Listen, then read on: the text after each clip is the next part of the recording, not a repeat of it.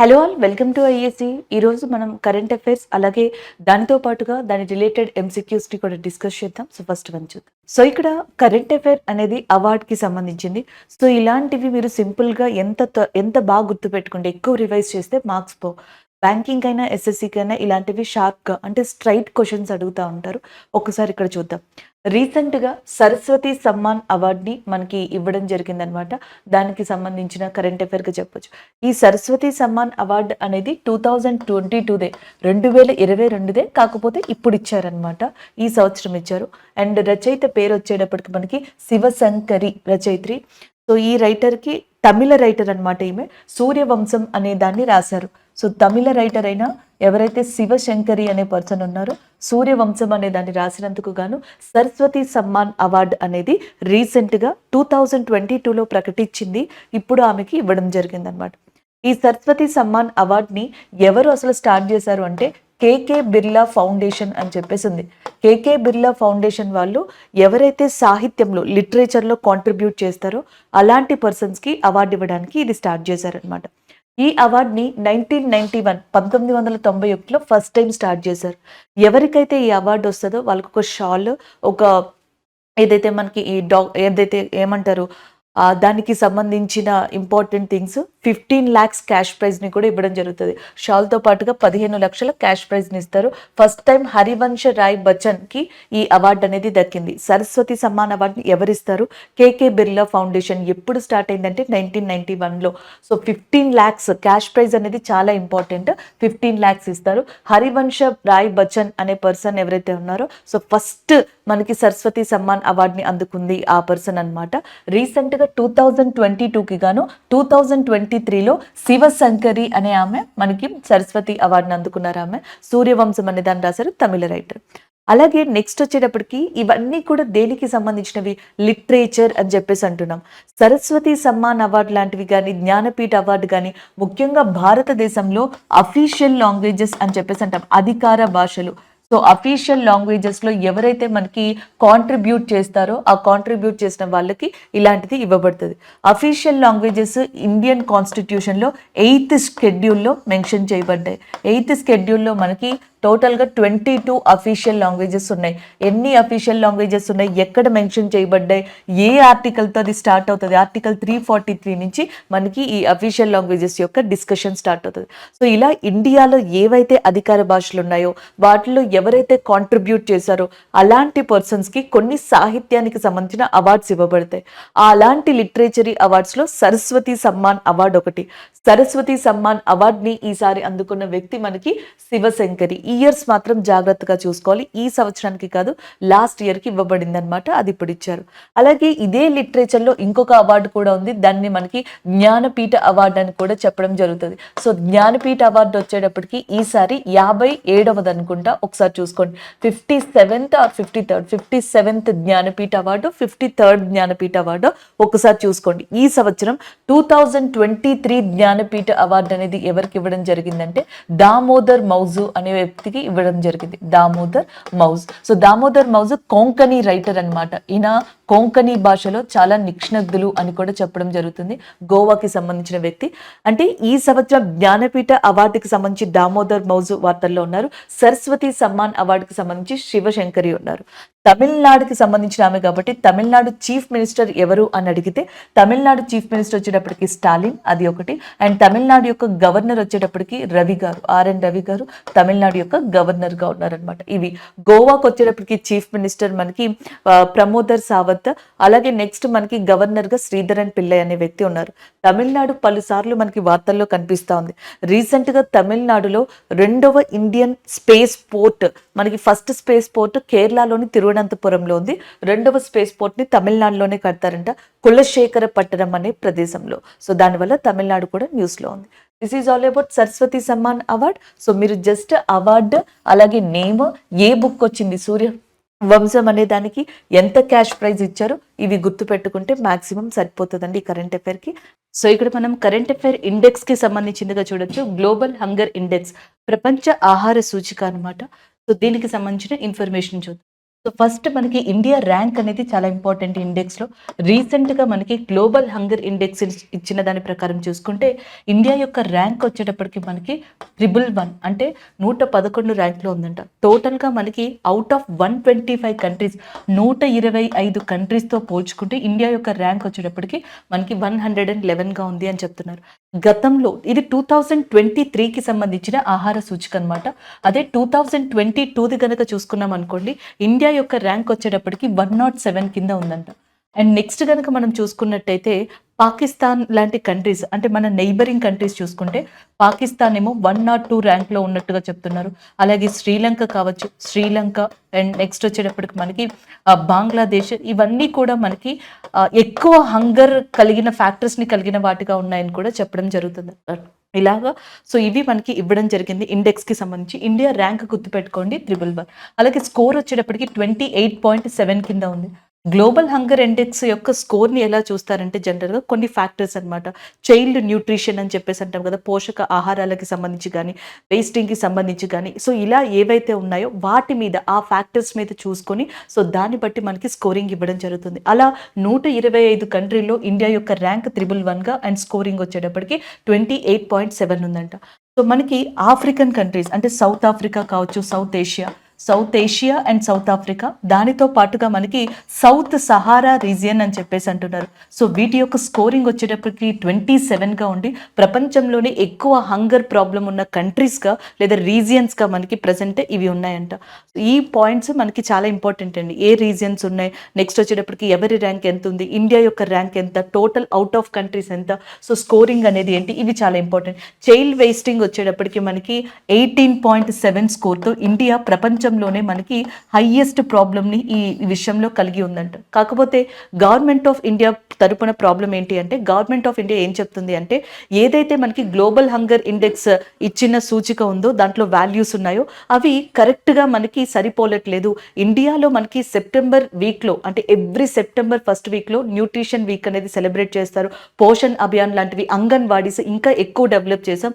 చెప్పాలంటే గతంలో కన్నా ఇప్పటికీ ఈ చిల్డ్రన్ న్యూట్రిషన్ విషయంలో కానీ వేస్టింగ్ విషయంలో కానీ చాలా వరకు మనకి డెవలప్మెంట్ అనేది కనిపించింది.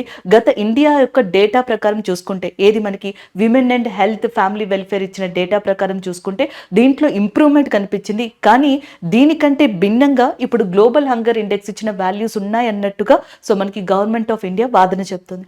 ఇది డిస్కషన్కి మాత్రమే పరిమితం. ఎగ్జామ్స్లో ఇలాంటివి అడగరు. ఎగ్జామ్స్లోకి వచ్చేటప్పటికి సో ఈ ర్యాంక్ ఎంత, దీనికి సంబంధించిన స్కోర్ ఏంటి, చుట్టుపక్కల ఉన్న కంట్రీస్ యొక్క ర్యాంక్స్ ఏంటి, ఇలాంటి క్వశ్చన్స్ని అడిగే ఛాన్సెస్ ఉన్నాయి. ఇవి మనం గుర్తుపెట్టుకోవాలన్నమాట.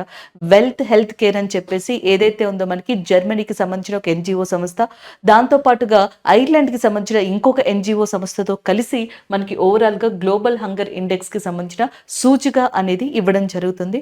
ఓవరాల్గా అయితే మనకి ఇండియా యొక్క స్కోర్ కావచ్చు అవుట్ ఆఫ్ 125లో ఈ ర్యాంకింగ్లో ఉంది. ఇది ఎందుకు చెప్పాము అంటే 18.7% వరల్డ్లో అన్నిటికన్నా హైయెస్ట్ రేట్ ఈ చిల్డ్రన్స్ విషయంలో.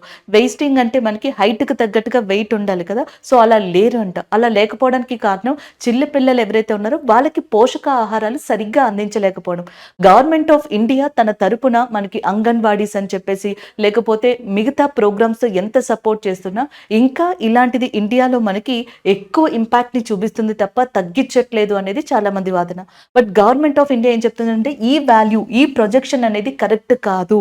సో ఎందుకంటే మేము ఏదైతే మెజర్మెంట్స్ తీసుకున్నామో దాన్ని బట్టి ప్రకారం చూసుకుంటే ఇండియా యొక్క పర్ఫార్మెన్స్ ఇలా ఉండదు అలాంటి విషయాల్లో అనేది గవర్నమెంట్ ఆఫ్ ఇండియా యొక్క వాదన అనమాట. ఈ డిస్కషన్స్ అన్ని ఎందుకు మనం డిస్కస్ చేస్తాము అంటే ఎగ్జామ్లో ఇలాంటివి ఇస్తారని కాదు, ఆ డిస్కషన్కి కారణమైన వాల్యూస్ ఉన్నాయి చూసారా, ఇలాంటి వాల్యూస్ ఎగ్జామ్ పాయింట్ ఆఫ్ వ్యూలో మనకి ఇంపార్టెంట్ కాబట్టి ఇది గుర్తుపెట్టుకుంటాం. సో నెక్స్ట్ వన్ రిటైల్ ఇన్ఫ్లేషన్కి సంబంధించిన కరెంట్ అఫైర్. సో రీసెంట్గా మనకు వచ్చిన న్యూస్ ఏంటంటే ఆగస్ట్లో ఇండియా యొక్క రిటైల్ ఇన్ఫ్లేషన్ అనేది 10.3% వరకు వెళ్తే సెప్టెంబర్ నాటికి అది 5.02% వరకు డిక్లైన్ అయింది. అంటే 5.02%గా ఉందంట. ఇది మనకి చాలా ఇంపార్టెంట్ అండి. ప్రజెంట్ మనకి రిటైల్ ఇన్ఫ్లేషన్ ఎంత ఉంది అంటే సెప్టెంబర్ మంత్ నాటికి 5.02%, ఆగస్ట్లో 10.3% ఉంది. దీన్ని ఎవరు రిలీజ్ చేశారంటే నేషనల్ స్టాటిస్టికల్ ఆఫీస్ అని చెప్పేసి ఉంటుంది, ఎన్ఎస్ఓ అంటాం. నేషనల్ స్టాటిస్టికల్ ఆఫీస్ రీసెంట్గా రిలీజ్ చేసిన దాంట్లో రిటైల్ ఇన్ఫ్లేషన్ సెప్టెంబర్ మంత్లో 5.02% ఉంది. సో ఇప్పుడు క్వశ్చన్ ఏంటి అంటే చాలా మందికి ఇన్ఫ్లేషన్ గురించి చాలా మందికి తెలుసు, మళ్ళీ రిటైల్ ఇన్ఫ్లేషన్ అండ్ అసలు ఇది ఎందుకు మనకి ఇస్తారు అనేది కూడా ఇక్కడ చూడాలి. సో ఫస్ట్ ఇన్ఫ్లేషన్ అంటే ద్రవ్యోల్బణం అంటే ఏంటి అనేది చూద్దాం. మనకి ఏదైనా ఒక గూడ్స్ యొక్క ప్రైజెస్ అనేవి పెరిగిపోవడం వల్ల, ఏదైనా ఒక వస్తువు ఉందనుకోండి, ఫర్ ఎగ్జాంపుల్ ఈ పెన్ ఉందనుకోండి, సో ఈ పెన్ యొక్క ప్రైస్ అనేది సడన్ గా పెరిగిపోయింది అనుకోండి, సో అప్పుడు అధిక ధరల దగ్గర, ఎక్కువ కాస్ట్ దగ్గర పర్చేసింగ్ పవర్ ఏమైపోతుంది అంటే తగ్గిపోతుంది. ఎప్పుడైతే ప్రైస్ అనేది ఒక వస్తువుకి పెరిగిపోయిందో, సో ఆ టైంలో ఎక్కువ కాస్ట్ ఉందనుకోండి, చాలా మంది కొనలేరు. మనం సాధారణంగా చెప్తా ఉంటాం ఆనియన్స్, టొమాటోస్, సో వీటికి ఎప్పుడు ఎక్కువగా కనిపిస్తూ ఉంటుంది న్యూస్ లో, ధరలు పెరిగిపోయాయి, కాస్ట్ పెరిగిపోయింది అనుకోండి, సో పర్చేసింగ్ పవర్ తగ్గిపోతుంది. పర్చేసింగ్ పవర్ తగ్గిపోయింది అనుకోండి, మనీ వాల్యూ అనేది పడిపోతుంది. So increasing the price of goods it may leads to the decreasing the value of money and that is called as a inflation. So దానినే మనకి inflation అని చెప్పేసి చెప్పడం జరుగుతుంది అన్నమాట. దీంట్లోనే మనకి డిఫరెంట్ టైప్స్ ఆఫ్ ఇన్ఫ్లేషన్స్ ఉంటాయి. ద్రవ్యోల్బణంలోనే పరిస్థితుల దృష్ట్యా అలాగే అక్కడున్న ఫీల్డ్స్ దృష్ట్యా డిఫరెంట్ గా ఉంటాయి అన్నమాట. అయితే మనకి ప్రైజెస్ ఎలా పెరిగాయని తెలుస్తుంది. అసలు ఒక సెర్టైన్ పీరియడ్ లో ఆనియన్ సడన్ గా పెరగడం లేకపోతే తగ్గిపోవడం, పెట్రోల్ రేట్ సడన్ గా పెరగడం తగ్గిపోవడం, సో ఇవన్నీ మనకి ఎలా తెలుస్తాయి? సో దానికి గవర్నమెంట్ ఆఫ్ ఇండియా ఏం చేసేదంటే ఒక ప్రాసెస్ ని ఎంచుకుంది. దాన్ని మనకి WPI and as well as CPI అని చెప్పేసి అంటాం. Wholesale price index, consumer price index అని చెప్పేసి చెప్పడం జరుగుతుంది. Wholesale price index, consumer price index. For example మీరే ఉన్నారనుకోండి, సో మీరు ఒక కేజీ షుగర్ అనేది పర్చేస్ చేయాలి. ఒక కేజీ షుగర్ని ఒక షాప్కి వెళ్ళి పర్చేస్ చేశారు అనుకుందాం. సో మీకు ఫర్ ఎగ్జాంపుల్ కదా నేను చెప్తున్నా, ఒక 40 రూపీస్కి దొరికింది అనుకోండి, 40 రూపాయలకి ఒక కేజీ షుగర్ మీరు షాప్ దగ్గర నుంచి తెచ్చుకున్నారు. అదే ఈ షాప్ పర్సన్ ఇలాంటివి అమ్మాలి అంటే ఫ్యాక్టరీ దగ్గర నుంచి తెచ్చుకోవాలి, లేకపోతే ఒక గోడౌన్ దగ్గర నుంచి తెచ్చుకోవాలి. సో ఈయన 1 కేజీ 2 కేజీలు తెచ్చుకుంటే సరిపోతుందా? లేదు, 100 కేజెస్ దాకా తెచ్చుకోవాల్సి ఉంటుంది, లేదా 1000 కేజెస్ తెచ్చుకోవాల్సి ఉంటుంది ఇలాగా. సో వాళ్ళకి ఏమవుతుంది, అప్పుడు పర్ కేజీ వచ్చేటప్పటికి వాళ్ళకి 35 నుంచి 36 రూపీస్ అట్లా పడతా ఉంటుంది అనమాట. సో 1 కేజీ షుగర్ ఇక్కడ 40 రూపీస్ అయితే ఇక్కడ 1 కేజీ షుగర్ 36 రూపీస్, ఎందుకంటే బల్క్ ఏదైతే ఉందో అది తేడా వచ్చింది. సో ఇక్కడ ఉండే వాటిని ఏదైతే మనకి క్వింటాల్స్ లో కానీ లార్జ్ అమౌంట్ ఆఫ్ మనకి గూడ్స్ ని కొంటారో, కొన్ని మనకి అమ్ముతారో, సో దానికి సంబంధించిన గూడ్స్ అన్ని కూడా ఒక లిస్ట్ లో పెట్టి దానికి హోల్సేల్ ప్రైస్ ఇండెక్స్ గా మనకి ఆ కాస్ట్లని మెయింటైన్ చేయడం జరుగుతుంది. సో మనం ఏదైతే కొంటూ ఉంటామో సో వాటిని అన్నిటినీ లిస్ట్ పెట్టి కన్జ్యూమర్ ప్రైస్ ఇండెక్స్ గా ఉంచడం జరుగుతుంది. సో ఇది wholesale price index, consumer price index. So ఇప్పుడు ఏంటంటే జనరల్ గా మనకి ఈ రెండింటిని యూజ్ చేసుకుని ఇన్ఫ్లేషన్ అనేది ఎలా ఉంది అంటే, గూడ్స్ పెరిగినాయి అనుకోండి, ప్రైస్ పెరిగింది అనుకోండి, సో అప్పుడు ఈ ఇన్ఫ్లేషన్ గురించి చూస్తూ ఉంటారు. పెరిగింది లేనిది ఎలా తెలుస్తుంది? గవర్నమెంట్ ఆఫ్ ఇండియా మెయింటైన్ చేసే wholesale price index, consumer price index ఉంటాయి చూసారా, వాటి దగ్గర నుంచి తెలుస్తూ ఉంటుంది అనమాట. అందుకు ఇవి యూజ్ చేస్తాం. So wholesale price index, consumer price index, వీటిని యూజ్ చేసి మనం ఏం క్యాలిక్యులేట్ చేస్తాం? ఇన్ఫ్లేషన్. ఇదంతా బాగానే ఉంది. మరి రిటైల్ ఇన్ఫ్లేషన్ అంటే, రిటైల్ ఇన్ఫ్లేషన్ ద్వారా మనకి రోజు ఉండే ఎసెన్షియల్ సర్వీసెస్, ఎసెన్షియల్ గూడ్స్ తెలుస్తాయి. ఎసెన్షియల్ గూడ్స్ అంటే మిల్క్ కానీ, పల్సెస్ కానీ, వెజిటేబుల్, పెట్రోలియం, ఇవన్నీ ఉంటాయి చూసారా, అవి ఎసెన్షియల్ గూడ్స్, డైలీ యూజెస్ అనమాట. సో ఎసెన్షియల్ గూడ్స్ అన్ని కూడా మనకి ఎక్కడ కనిపిస్తాయి? కన్జ్యూమర్ ప్రైస్ ఇండెక్స్ లో కనిపిస్తూ ఉంటాయి. అంటే రిటైల్ ఇన్ఫ్లేషన్ అనేది మనకి దేనిని ఇక్కడ ఇండికేట్ చేస్తుందంటే కన్జ్యూమర్ ప్రైస్ ఇండెక్స్ ని ఇండికేట్ చేస్తుంది అనమాట. సో దాని యొక్క ఏమంటారు పర్సంటేజ్ అనేది మనకి ఆగస్టులో 10.3% ఉంటే సెప్టెంబర్లో 5.02% కి తగ్గిందంట. సో అంటే దీనివల్ల ఏంటి అంటే బిజినెస్ అనేది బాగానే జరుగుతుంది. సో మనకి పర్చేసింగ్ పవర్ బాగానే ఉంటుంది. సో ఇంతవరకు ఉంటే కొనడం కష్టం, లేదా మనం వాల్యూ సర్క్యులేట్ చేయడం కష్టం. ఎప్పుడైతే 5.02% కి అడ్జస్టబుల్ అయిందో ఆ టైంలో ఏమవుతుంది, మనం ఎక్కువ వస్తువుల్ని కొనడానికి కానీ, ఎక్కువ గూడ్స్ని కొనడానికి కానీ ట్రై చేస్తాం. దానివల్ల పర్చేసింగ్ పవర్ అనేది పెరుగుతూ ఉంటుంది. సో అలా కూడా దీన్ని చెప్పొచ్చు అనమాట. రిటైల్ ఇన్ఫ్లేషన్ ని దీంతో కంపేర్ చేస్తారు. ఈ రెండింటిని గవర్నమెంట్ ఆఫ్ ఇండియా ఇన్ఫ్లేషన్ కోసం యూజ్ చేయడం జరుగుతుంది. సో దీన్ని రీసెంట్ గా రిలీజ్ చేసింది నేషనల్ స్టాటిక్ ఆఫీస్.